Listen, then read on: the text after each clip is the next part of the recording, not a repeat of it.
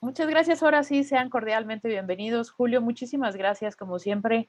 Lo he dicho, es un gusto y un honor para mí tenerte con nosotros en la unidad de posgrados y sobre todo porque siempre compartes una información totalmente actualizada, puntual y que todos necesitamos, no solo para la vida profesional, siempre digo que aplica para la vida personal, sin duda. Entonces, seas bienvenido, sean todos bienvenidos y por favor siéntanse en la confianza de cualquier momento poder hacer algunas preguntas, aunque vamos a dar unos minutos al final, pero pues Julio les dará la palabra. Gracias, Julio, bienvenido. Al contrario, muchísimas gracias, Rebe. Muchísimas gracias, Blanca, por estar aquí, Mariana también. Qué gusto Gracias. saludarles y bueno, que también muchísimas gracias por abrir cámara. Me fascina que puedan ustedes abrir cámara como Blanca, justamente porque tenemos una mayor interacción.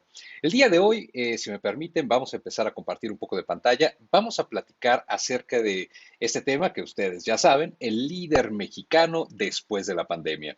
¿Qué es lo que ha sucedido con los líderes? ¿Cómo son los nuevos líderes? ¿Cómo se ejerce el nuevo liderazgo? ¿Y hacia dónde estamos yendo? Lo vamos a ir viendo de manera global, por supuesto, y lo vamos a aterrizar al caso mexicano particularmente, para ir identificando algunas nuevas características, nuevos rasgos del líder. Para ello, pues vamos a empezar con la pregunta obligada. Blanca, para ti, ¿cómo visionas un líder? ¿Qué es un líder? ¿Qué características debería tener ese líder? Yo creo que es el que te acompaña, te guía en el proceso o los procesos de tu aprendizaje y pues es eso, ¿no? Más como un guía que te va orientando hacia el camino correcto. Ok, gracias. Muy bien. Guía, orientación, fabuloso, palabras muy importantes. Señorita Mariana, líder, por allá lo habíamos platicado, líder, platícanos y compártanos usted. Como lo hemos visto en clase, profe, lo sigo sosteniendo todavía.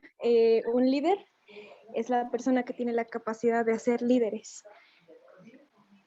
Fabuloso, muy bien, excelente. Ahora, fíjense, estas definiciones, estas características de líder se van a dividir, y lo vamos a dividir por la cuestión práctica, en dos etapas, en dos fases. La primera etapa, claro, prepandemia. El liderazgo visto hasta el momento en el que llega una pandemia, y si lo pudiéramos ubicar, sería algo así como una carrera. El liderazgo sería como aquella persona que tiene un objetivo, que tiene una meta hacia donde se dirige y que, claro, pues tiene que cumplirla. ¿Cómo? Justamente lo mencionó Blanca, guiando, conduciendo, justamente en esa visión, en esa única visión de cumplir el objetivo.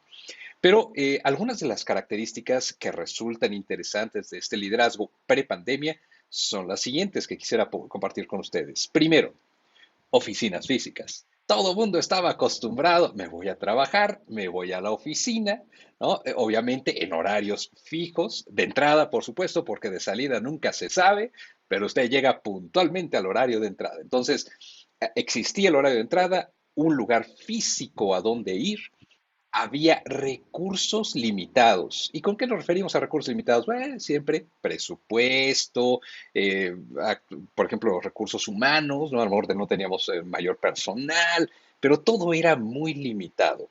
Toda esta parte donde el líder tenía que ser creativo como para usar esos recursos, pero también a la vez muy sistematizado y mecanizado el sistema administrativo en las empresas, ¿no? Usted llega a las 8, tiene que sellar, firmar, poner su huellita, etcétera, el método que sea, decir que llegó, después tiene que a lo mejor tener una junta, tantos minutos, todo era perfectamente sistematizado y ordenado durante el día. Sabía que tenía 5 reuniones, cada una un horario, cada una con recursos, etcétera, etcétera.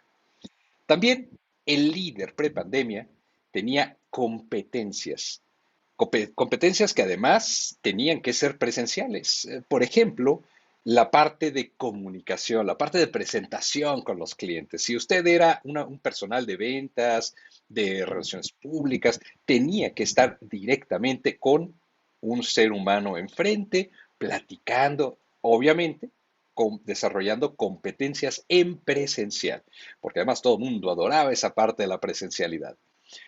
También tenía una mentalidad local. El líder generalmente visionaba esa carrera del punto A al punto B como algo localizado, algo que estaba solamente en el span de su competencia. Incluso podía ser a un nivel regional o más allá, ya llegando a mucho nacional. Y por último, era un liderazgo centralizado. Un liderazgo donde generalmente era el líder y él era, como bien decía la señorita Blanca, el que guiaba, el que conducía. Él era el encargado de cargar a cuestas todas estas responsabilidades para que el equipo de trabajo saliera adelante, ¿cierto? Estas características de liderazgo prepandemia cambian drásticamente. Existe algo que se llama cambio. Ese cambio es básicamente lo que nosotros vivimos durante un periodo, 2 años, que además fue mucho, y que cortó abruptamente, muy, muy de golpe, todas estas competencias y estas características que vimos dentro del líder. El día de hoy me gustaría compartir con ustedes, porque eso me fascina, irnos al latín, ir a las definiciones, a las raíces de las palabras, me gustaría compartir con ustedes la raíz latina de cambio. La raíz latina nos indica que cambio hace referencia a una, fíjense, a una transición que ocurre de un estado a otro. Y ahí me gustaría hacer el ejemplo de agua, H2O. El agua no es más que H2O. Nos lo enseñan desde niños. Aquí la única diferencia es que podemos encontrarla en diferentes estados de la materia. Bueno, ubiquen este concepto porque lo vamos a ir viendo a lo largo de toda la charla. El H2O no deja de ser agua en cualquiera de sus facetas. Claro, no deja de ser, perdón, H2O. Claro, va cambiando de agua a hielo, a vapor. Va cambiando y va modificándose de acuerdo a las circunstancias. Estas transiciones o efecto de cambio le permiten estar vigente y presente a esas moléculas cuando son necesarias. Pero dentro de las organizaciones, en particular de las empresas, vamos a hablar de que no solamente es un cambio aleatorio, sino es un cambio con algo que se llama arquitectura. De hecho, existe una arquitectura de cambio, o debería existir esta arquitectura de cambio, esa transición. Pero ¿qué sucede cuando, así como en el ejemplo de aquí, de repente tenemos que saltar a otra pecera, de golpe, de porrazo, y además donde no sabemos qué es lo que va a haber? Si es agua, si es cianuro, si es ácido, no sabemos. Eso nos sucedió en la pandemia. Fue un golpe y dijimos, ¿y ahora? Los líderes tuvieron que tomar decisiones inmediatas. Déjenme hablarles de 2 casos particulares de líderes que tomaron decisiones muy acertadas y visionarias y que en ese momento fue la culminación de este trabajo. Uno de ellos, que seguramente lo ubican perfectamente, se llama el señor Jeff Bezos, que es justamente el presidente de Amazon. Jeff Bezos en algún momento vio precisamente los primeros indicios, los indicios más pequeños de esta pandemia, antes de que se declarara incluso como pandemia mundial, y lo que hizo, en lugar de retraerse, fue una decisión inteligente. Él aumentó su plantilla de trabajadores en 175,000 empleados. Imagínense ustedes, en lugar de decir vamos a recortar, vamos a cerrar, él toma una decisión muy valiente. Puso no solamente 175,000 empleados a trabajar, sino que además les dio mucho más aumento de salario que el promedio mundial. Fíjense, eso lo lleva a un estadio donde se declara la pandemia y adivinen qué, todo el mundo empezamos a comprar por Amazon. Amazon se convierte en el mayor referente internacional. El líder de esta empresa toma una decisión inmediata, certera, riesgosa, por supuesto, muy riesgosa. Imagínense ustedes contratar a 175,000 personas y que no le hubiera salido la jugada. Bueno, hubiera sido algo muy complicado. Les pongo otro ejemplo. Probablemente a este personaje no lo ubiquen ustedes mucho, pero él nos enseña algo importante. No solamente Jeff Bezos, con su decisión en el momento, nos enseña, sino que también este personaje que ustedes ven aquí, que es Eric Yuan, que es justamente el presidente o director ejecutivo de Zoom, de la empresa que seguramente conocen porque estamos en su software, tuvo esta gran visión y preparó la plataforma tiempo antes para que pudiera existir esta expansión. De hecho, seguramente ustedes se acordarán que todo este esfuerzo se vio incluso rebasado, porque llegó un momento donde Zoom tronó. Todo el mundo estábamos friqueados porque nos mudamos a Zoom todos de repente y entonces la plataforma llegó a un límite. Pero fueron 2, 3 días lo que se hizo este cambio porque ya estaba preparado. Aquí lo interesante es que lo que él hace precisamente es reconocer una oportunidad y no solo la reconoció, sino que la aprovechó en su momento. Claro, las cuentas gratuitas de Zoom salvaron al planeta entero, pero muchos compramos licencias para poder seguir trabajando. El trabajo desde casa era obligatorio, entonces ahora no solo las empresas, sino los particulares teníamos que adquirir licencias. Si ustedes lo hacen en comparación con otras empresas como Cisco, que desarrolla Webex específicamente en ese instante, o incluso Teams, realmente las ganancias de Zoom superan por muchos millones a cualquier otra empresa. Dos grandes lecciones. Primera, decisión con Jeff Bezos. Con Eric Yuan vemos cómo reconocer y aprovechar las oportunidades. Los líderes mundiales empezaron a cambiar, pero no todos lo hicieron. Hubo empresas que estuvieron en grave problema y que de hecho, en el caso mexicano, vamos aterrizando un poco, dos de ellas están fuera del mercado el día de hoy. Y seguramente ustedes se acuerdan de esas dos empresas. Una de tecnología y la otra de distribución de comida. Estas dos empresas salieron del mercado precisamente en esos momentos complicados. Ojo, no es que por la pandemia exclusivamente hayan salido, pero la pandemia trajo nuevas complicaciones en donde los líderes tienen que tomar decisiones difíciles y complejas, de cerrar sus operaciones, reducir todo el gasto y entonces reajustar y reacondicionar. No es que Best Buy ya no exista en el planeta, solamente México decide cerrar. Sin delantal, mismo caso. Pero no son los únicos. En México, muchas empresas, de hecho, creo que no se alcanza a ver por ahí mucho, pero esta tablita nos indica el número de cierre de empresas. Si estamos hablando de empresas grandes, empresas fuertes, desde hoteles hasta eh, restaurantes, por ejemplo, Sanborns, muchas empresas empiezan a retirar unidades. Cierran restaurantes, hoteles. Imagínense la complejidad de cerrar hoteles en un momento tan delicado. Pero gracias a eso, todavía algunas lograron salvarse. Las decisiones son varias. Algunos líderes, algunas personas en México decidieron cerrar y liquidar empleados. Otros apostaron a un juego diferente. ¿Por qué? Empezaron a visionar nuevas oportunidades, nuevos conceptos que ahorita vamos a platicar también. Y sobre todo, visionaron una plataforma de desarrollo dentro de la pandemia. Ya que estamos aterrizando un poquito este caso México, déjenme presentarles también a otra persona que habla no solamente a nivel mundial, sino de México. Ella es Lisa Kingo. Lisa Kingo lo que hace es ser la CEO y directora ejecutiva de algo que se llama UN Global Compact, United Nations Global Compact. No sé si alguna vez lo hayan escuchado, pero UN Global Compact lo que hace básicamente es reunir a las grandes empresas como representante de Naciones Unidas, pero reconoce a todas las empresas en el mundo, sin importar el tamaño, pequeñas, grandes, familiares, etcétera. Y lo que hacen es identificar qué frena en el mundo a estas empresas y cómo pueden ayudarlos.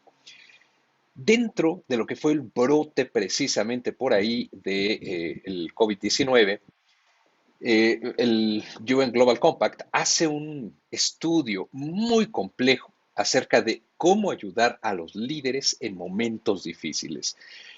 Y fíjense, aquí hay un dato sumamente interesante que justamente el UN Global Compact nos arroja, que es un mapeo. Les voy a mostrar un mapa. Ahí está.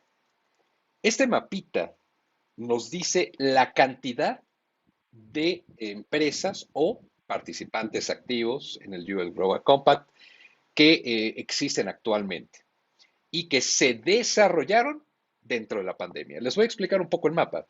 Si ustedes ven, por ejemplo, áreas que son de color mucho más tendiente al blanco, o sea, menos fuertes en color, quiere decir que hay menos participantes y entre más oscuro, hay más participantes.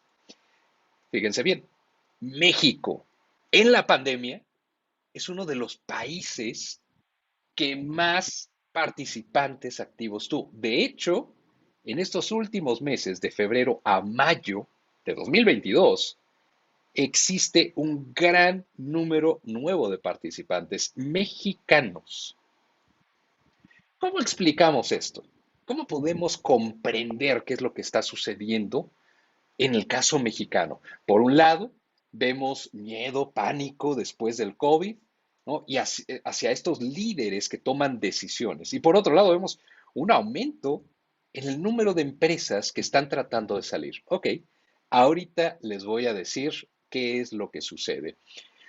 Cifras de COVID. Vamos a analizar un poquito las cifras del COVID.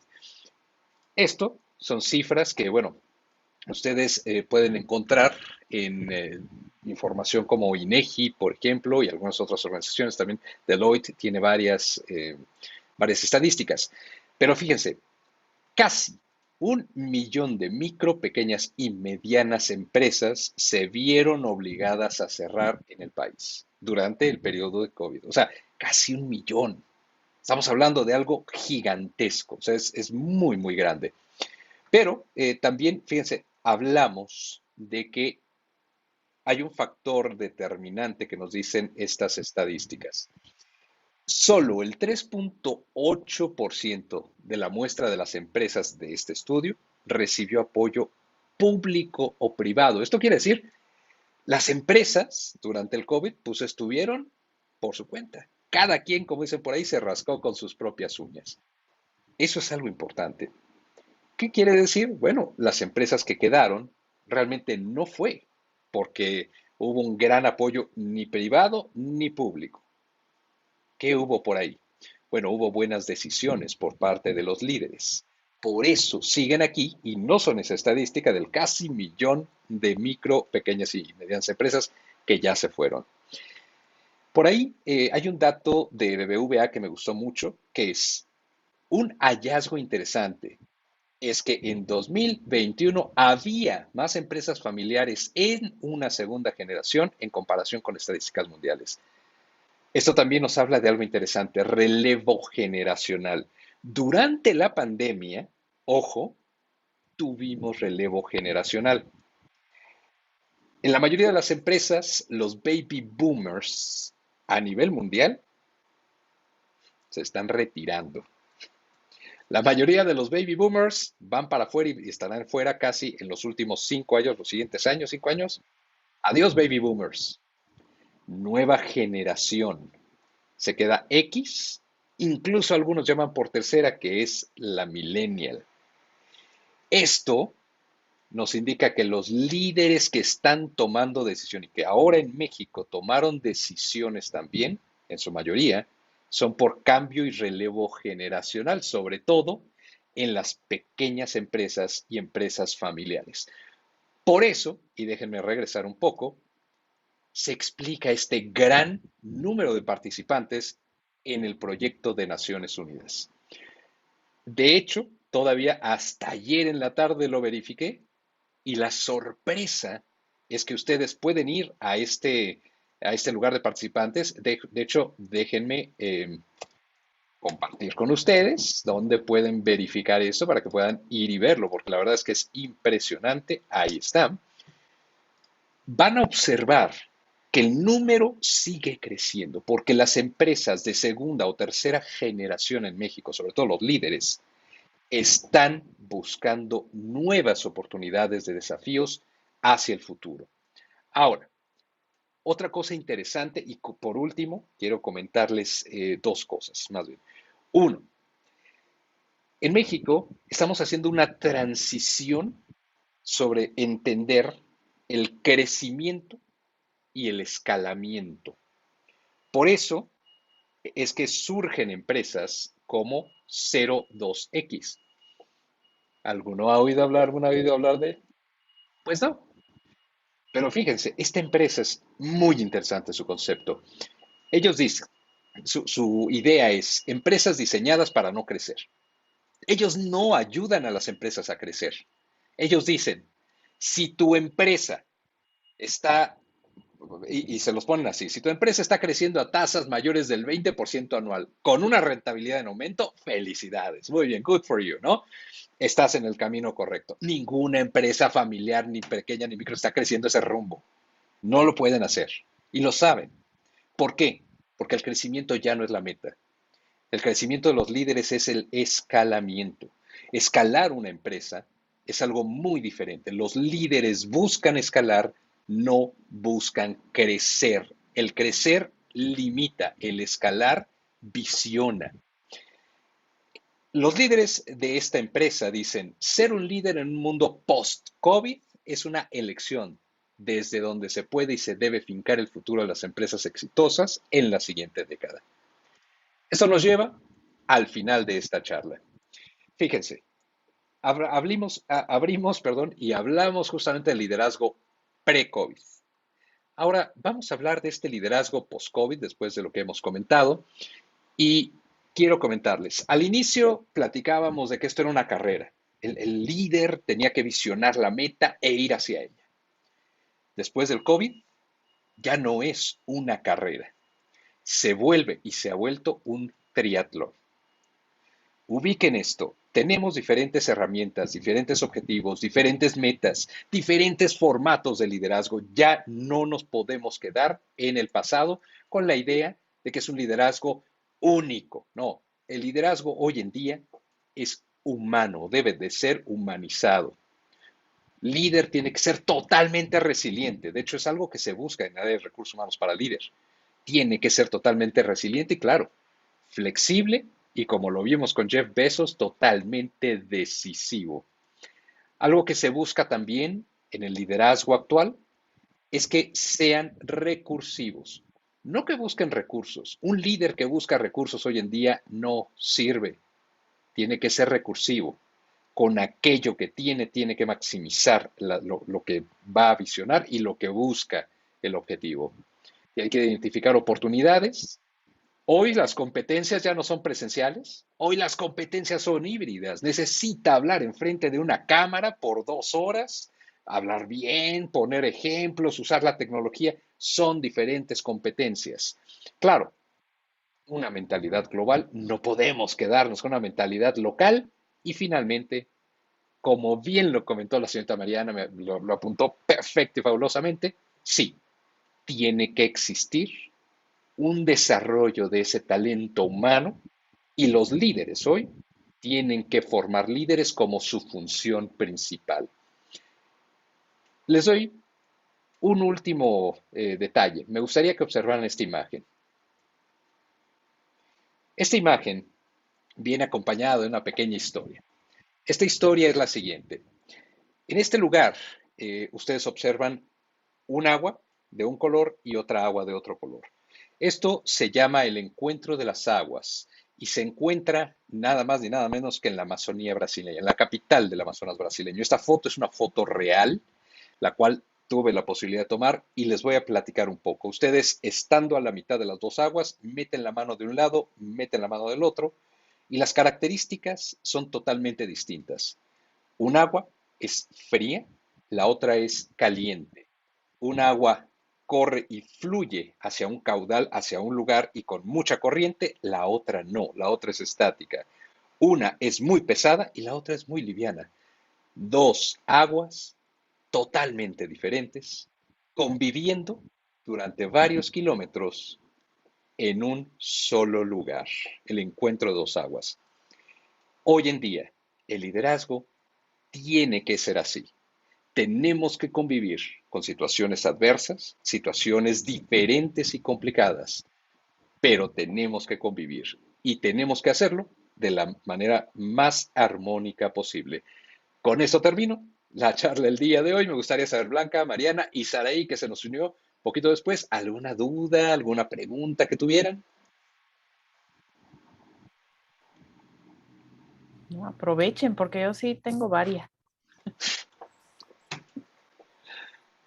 Bueno, aprovecho un poco el que lo están reflexionando, para tomar un poco el micrófono, Julio, y hay una pregunta que creo que ha surgido desde tiempo. El liderazgo también cambia en tema de las generaciones. Hablamos de, sí, el contexto actual en las organizaciones y como personas que dices, ahora pues haces un triatlón, ¿no? Ese es el líder. Pero sí se ha definido o de plano no se han encontrado eh, que por brechas generacionales o por generaciones como tal, em, se tenga que establecer un mecanismo de liderazgo diferente. De hecho, sí, sí existe el GRB y bueno, ya no lo toqué por, claro, falta de tiempo, pero sí, a profundidad, sí existen, de hecho, definiciones por cada una de las generaciones, por ejemplo, liderazgo en baby boomers, liderazgo en X, en Y, incluso, incluso, fíjense, los nuevos chiquitos que están entrando a trabajar, estos chicos de 12 a 15 años que ya trabajan, ya están en el ambiente laboral y que algunos de ellos ya también son líderes. Estamos hablando, por ejemplo, de incluso de influencers, ¿no? O sea, gente muy distinta, muy, muy distinta y cada uno con rasgos y características del liderazgo totalmente diferentes. De hecho, hay eh, parte del trabajo, por ejemplo, en coaching, sobre todo en el coaching ejecutivo, es ver esta parte de cambio o relevo generacional, porque a veces no se entienden. A veces es muy difícil hacer ese cambio de, pues, si yo tengo mis juntas todas las mañanas, 2 horas, ¿no? Para seguir, y entonces el millennial dice, pues, ¿really? 2 horas. O sea, no, y tienes razón. O sea, Sí, ¿cómo le haces entender a la otra generación, tanto uno como a otra, pues que tienen razón, nada más que hay que llegar a un acuerdo? Eso precisamente es parte de los procesos de change management, de coaching, pero sí, sí existe todo esto. perfecto, sí, muchas gracias. Es que de repente se estigmatiza, no voy a decirlo así, y de repente pues hay algunos que no, yo soy generación X y entonces yo así lidereo, ¿no? Como que es como, así soy y no voy a cambiar, ¿no? No, además tenemos que flexibilizarnos, ¿no? O sea, Sí, es parte del también ya, liderazgo, ¿no? no, y creo que ya la pandemia nos enseñó eso, ¿no? O sea, también, pues el que no nos flexibilizamos, pues morimos. Ciertamente, totalmente de acuerdo. Muchísimas gracias, Julio. No sé si alguien más quisiera hacerle una pregunta, slash, consulta, asesoría a Julio. Es que si Tenemos no, dudas, pero complementando tu duda, sí, sí. lo que he tenido de experiencia, tanto en clase como laboralmente, es que nosotros los millennials, o sea, generación millennial, como que tenemos una superventaja a la hora de liderar, ¿no? Porque traemos la escuela de baby boomers y de generación X, pero también traemos como que este concepto nuevo de optimizar tiempos, de lograr objetivos, de hacerlo más rápido en menos tiempo, ¿no? Entonces, yo creo que el liderazgo hoy en día para la generación, la nueva generación y la generación que está ahorita trabajando, es como muy completa, muy como que complementa dos mundos, como la imagen que compartió ahorita el profe, entre dos aguas. O sea, tienes Ujú. el ejemplo de acá, el ejemplo de acá, y tomas las dos partes que más te favorezcan y sacas una nueva, ¿no? Entonces, yo creo que eso lo podemos seguir fortaleciendo y aprendiendo conforme eh, la experiencia, ¿no? Sí, totalmente de acuerdo, Mariana. Y aparte me hiciste pensar en un punto importante que es, pues independientemente de qué generación se dice, ¿no? Una teoría que eres, pues todos somos humanos, punto, ¿no? Ahí. Sí, de hecho, fíjense, el liderazgo humanizado, el liderazgo humano, es parte de este nuevo cambio que estamos viviendo en la industria 5.0. El concepto, por ejemplo, del líder 4.0 sobre los sistemas automatizados, la robótica, la computadora, hace justamente que pensemos, consideremos el nuevo líder que viene, sin importar la generación, como bien dices, hacia un líder más humano, un líder de comprender esa cosa que está ahí, no es una cosa, es un ser humano, ¿no? Tiene sentimientos, emociones, sí, o sea, y es, Hay unos no, que ya, no, Julio. Ah, es cierto. bueno, también, ¿no? Pero, bueno, parecería. Pero finalmente por eso también el cambio hacia talento humano. Ya no es solo capital humano, no es solo me da dinero, ¿no? Es un De acuerdo. talento, hay que desarrollarlo. Sí, muchas gracias, Julio. Sí. No sé, Blanquis, ¿alguna pregunta, Saraí?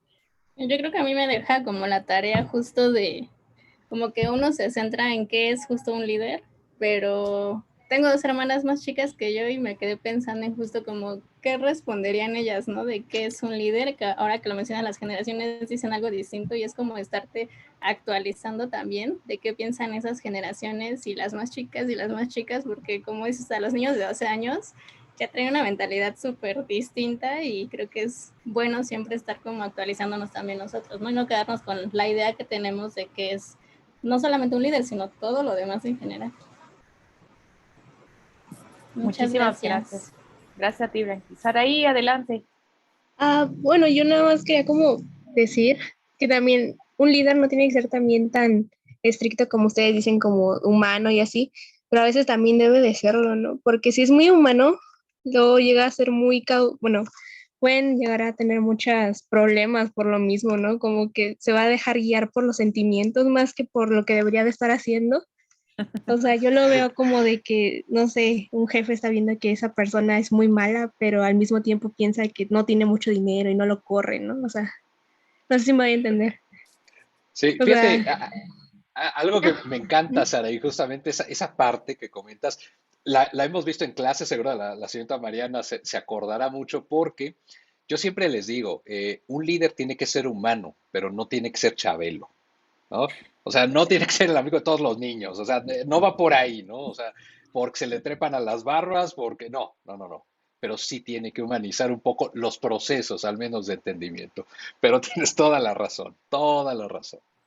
Sí, me gusta Saraí como piensa. Creo que no hay que confundir el ser humano con la empatía, ¿no? Creo que necesitamos más líderes con empatía, porque así como dice Saraí, un humano pues es como un te consuelo, ¿no? De, ay, pobrecito, y te pobretean y te sigue manteniendo ahí porque pobrecito.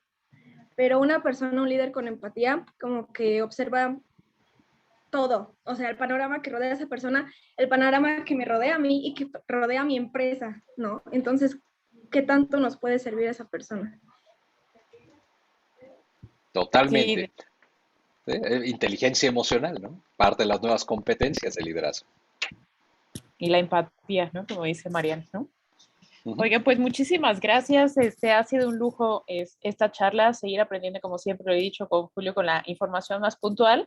Y pues no se pierdan la visita a ese link, que yo también ya le di clic para poderlo tener ahí en el radar y seguir, seguir observando las estadísticas. Muchísimas gracias a todos. Gracias, Julio. Gracias, Blanca, Mariana y Saraí. Nos estaremos viendo pronto por acá.